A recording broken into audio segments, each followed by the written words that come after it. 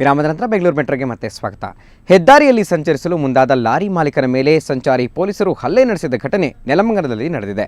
ಪೊಲೀಸನ ಲಾಠಿ ಏಟಿನಿಂದ lorry ಚಾಲಕನ ಕಣ್ಣಿಗೆ ತೀವ್ರ ಗಾಯವಾಗಿದೆ. ಇದರಿಂದ ಆಕ್ರೋಶಗೊಂಡ ಲಾರಿ ಚಾಲಕರು ರಾಷ್ಟ್ರೀಯ ಹೆದ್ದಾರಿಯನ್ನು ತಡೆದು ಪ್ರತಿಭಟನೆ ನಡೆಸಿದರು. ತುಮಕೂರಿನಿಂದ ಬೆಂಗಳೂರತ್ತ ಬರ್ತಾ ಇದ್ದ ಲಾರಿ ಚಾಲಕ ರಮೇಶ್ನನ್ನ ಮಾದಾವರ ಬಳಿ ತಡೆದ ಸಂಚಾರಿ ಪೊಲೀಸರು ಹೆದ್ದಾರಿ ಮೂಲಕ ನಗರ ಪ್ರವೇಶಿಸದಂತೆ ತಡೆದರು. ಇದಕ್ಕೆ ಒಪ್ಪದ ಚಾಲಕನ ಮೇಲೆ ಲಾಠಿಯಿಂದ ತೀವ್ರವಾಗಿ ಹಲ್ಲೆ ನಡೆಸಿದ್ರು ಅಂತ ಪ್ರತ್ಯಕ್ಷದರ್ಶಿಗಳು ಆರೋಪಿಸಿದರು. ರಸ್ತೆ ತಡೆಯಿಂದಾಗಿ ತುಮಕೂರು ಬೆಂಗಳೂರು ಹೆದ್ದಾರಿಯಲ್ಲಿ ಸಂಚಾರ ಅಸ್ತವ್ಯಸ್ತಗೊಂಡು ವಾಹನ ಸವಾರರು ಪರದಾಡುವಂತಾಯಿತು.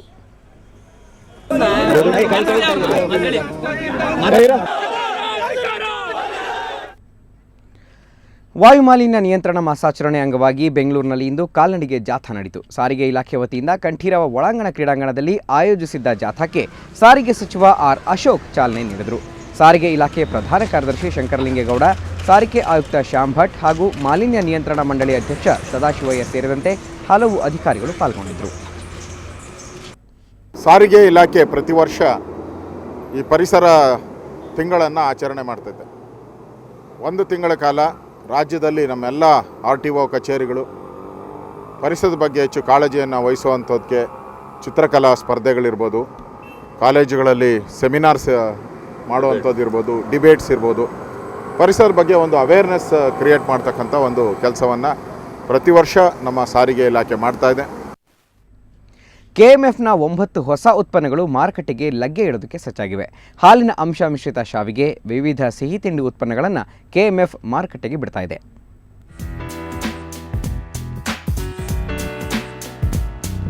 ನೀವು ನೋಡ್ತಿರೋ ಈ ಶಾವಿಗೆಯನ್ನ ಬಿಸಿ ನೀರಲ್ಲಿ ಹಾಕಿದ್ರೆ ಸಾಕು, ಶಾವಿಗೆ ಪಾಯಸ ಸಿದ್ಧ. ಯಾಕಂದ್ರೆ ಈ ಶಾವಿಗೆಯಲ್ಲೇ ಹಾಲಿನ ಅಂಶ ಮಿಶ್ರಣವಾಗಿದೆ. ಶಾವಿಗೆ ಹಾಗೂ ಬರ್ಫಿ ಸೇರಿದಂತೆ ಒಟ್ಟು 9 ಹೊಸ ಉತ್ಪನ್ನಗಳನ್ನ KMF ಈ ಬಾರಿ ಹೊರತಂದಿದೆ. ಆ್ಯಕ್ಚುಲಿ ನಾವು ಒಂದು 9 ವೆರೈಟಿ ಉತ್ಪನ್ನಗಳನ್ನು ಸಿದ್ಧ ಮಾಡಿದ್ವಿ. ಅದರಲ್ಲಿ ಪ್ರಮುಖವಾದ್ದು ವರ್ಮಿಸಲಿ ಪಾಯಸ ಅಂತ, ಏನು ಇನ್ಸ್ಟಂಟ್ ಪಾಯಸ ಮಿಕ್ಸ್ ಅಂತ. ಇದನ್ನು ಜಸ್ಟ್ ನೀರಿಗೆ ಹಾಕಿದ್ರೆ ಸಕ್ಕರೆ ಬೇಡ, ಹಾಲು ಬೇಡ, ಶಾವಿಗೆನೂ ಹಾಕೋದು ಬೇಕಾಗಿಲ್ಲ, ಎಲ್ಲ ಸಿದ್ಧವಾಗಿರೋದು. ರಾಜ್ಯೋತ್ಸವ ಸಂದರ್ಭದಲ್ಲೇ ಈ ಉತ್ಪನ್ನಗಳು ಬಿಡುಗಡೆಯಾಗಬೇಕಿತ್ತು. ಆದರೆ ರೇವಣ್ಣ ಹಾಗೂ KMFನ ರಾಯಭಾರಿಗಳಾದ ನಟಿ ರಾಗಿಣಿ ಹಾಗೂ ನಟ ಪುನೀತ್ ರಾಜ್ಕುಮಾರ್ ಗೈರಿನಿಂದಾಗಿ ಈ ಉತ್ಪನ್ನಗಳ ಬಿಡುಗಡೆ 1 ವಾರ ಮುಂದೂಡಲ್ಪಟ್ಟಿದೆ. ಇಂದು ನಡೆದ ರಾಜ್ಯೋತ್ಸವ ಸಮಾರಂಭದಲ್ಲಿ ನಟ ಶ್ರೀನಾಥ್ ಹಾಗೂ ಸಾಹಿತಿ ದೊಡ್ಡರಂಗೇಗೌಡರನ್ನ ಸನ್ಮಾನಿಸಲಾಯಿತು. ಗಿರೀಶ್ ಕವಚೂರು, ಸುವರ್ಣ ವಾರ್ತೆ, ಬೆಂಗಳೂರು.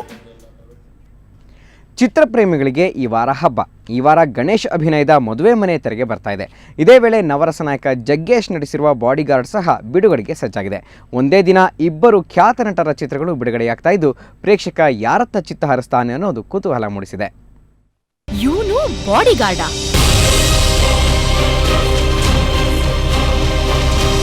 ನವರಸ ನಾಯಕ ಜಗ್ಗೇಶ್ ಬೆಳ್ಳಿ ತೆರೆ ಮೇಲೆ ಈ ವಾರ ಬಾಡಿಗಾರ್ಡ್ ಆಗಿ ಮಿಂಚಲಿದ್ದಾರೆ. ಮಲಯಾಳಂನಲ್ಲಿ ಭರ್ಜರಿ ಯಶಸ್ಸು ಕಂಡ ಬಾಡಿಗಾರ್ಡ್ ಚಿತ್ರದ ಅವತರಣಿಕೆ ಇದು. ಆದ್ರೆ ಕನ್ನಡದಲ್ಲಿ ಜಗ್ಗೇಶ್ ಅಭಿನಯ ಇರೋದ್ರಿಂದ ಹಾಸ್ಯದ ನಿರೀಕ್ಷೆ ಇದೆ. ಕರ್ದಿದ ತಕ್ಷಣ ನಂದೆಲ್ಲಿಡ್ಲಿ ಅಂತ ಬಂದ್ಬಿಡ್ತಿಯಲ್ಲಪ್ಪ. ರಾಧಾ, ಊಟ ಮಾಡ್ದ? ಇದು ಟಾಯ್ಲೆಟ್. ಜಗ್ಗೇಶ್ಗೆ ನಾಯಕಿಯಾಗಿ ಡೈಸಿ ಶಾ ಕಾಣಿಸಿಕೊಂಡಿದ್ದಾರೆ. ನಟಿ ಸ್ಫೂರ್ತಿ ಕತೆಗೆ ಬೇರೆಯದ್ದೇ ತಿರುವು ನೀಡುವ ಮತ್ತೊಬ್ಬ ನಾಯಕಿ. ಚಿತ್ರಕ್ಕೆ ವಿನಯ್ ಚಂದ್ರ ಸಂಗೀತವಿದೆ. ನಿರ್ದೇಶಕ ಆನಂದ್ಗೂ ಇದು ಚೊಚ್ಚಲ ಪ್ರಯತ್ನ.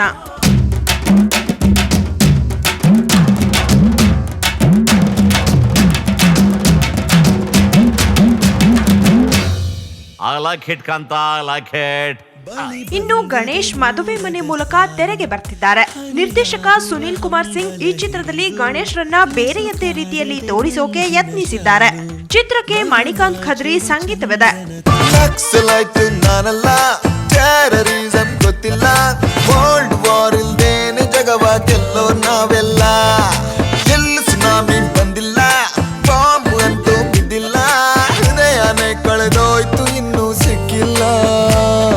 ಶ್ರದ್ಧಾ ಆರ್ಯ ಮದುವೆ ಮನೆ ಚಿತ್ರದ ನಾಯಕಿ. ಹುಚ್ಚ, ಯಜಮಾನದಂತಹ ಯಶಸ್ವಿ ಚಿತ್ರ ಕೊಟ್ಟ ನಿರ್ಮಾಪಕ ರೆಹಮಾನ್ ಈ ಚಿತ್ರದ ಮೂಲಕ ಕೌಟುಂಬಿಕ ಪ್ರೇಕ್ಷಕರ ಮನ ಗೆಲ್ಲಲು ಯತ್ನಿಸಿದ್ದಾರೆ.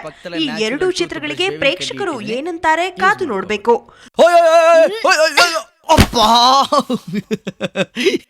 ಇದಪ್ಪ ನಾವು ವಿಶ್ವಾಸದಿಂದ ಟೀನ್ ಮೇಲ್ ಕಳ್ಸಿದ್ರೆ ನೀವು ಪ್ರೀತಿಯಿಂದ ಟಿಫನ್ ಕೇಳ್ ಕಳಿಸ್ತೀರಾ ಅಂತ ಗೊತ್ತಿರ್ಲಿಲ್ಲ. ರೇವಣ್ ಪಿ ಜೇವೂರ್, ಮನರಂಜನಾ ವಿಭಾಗ, ಸುವರ್ಣ ವಾರ್ತೆ.